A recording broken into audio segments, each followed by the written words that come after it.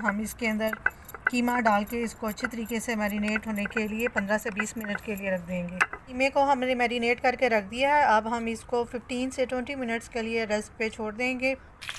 जी, तो जब तक हमारा कीमा मैरिनेट होता है हम इसका मसाला रेडी कर लेते हैं। मैंने हाफ चम्मच जो सालन वाली होती है वो डालकर ये टमाटर डाल दिए हैं। इस कीमे को हम चिनवारी स्टाइल पे पकाएंगे, इसलिए हम इसमें प्याज का इस्तेमाल बिल्कुल भी नहीं कर रहे।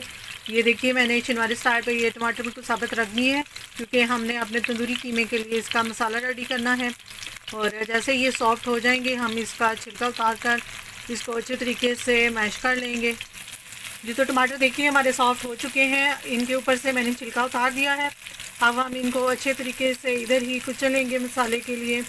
टमाटरों की बुनाई मैंने अच्छे तरीके से कर ली। अब हम इसके अंदर बाकी मसाला जात ऐड करेंगे। जी, बाकी मसाला जात में मैंने 1 खाने का चम्मच लाल मिर्च लिया, 1 खाने का चम्मच नमक लिया है, ज़ीरा पाउडर लिया है और खुश्क धनिया पाउडर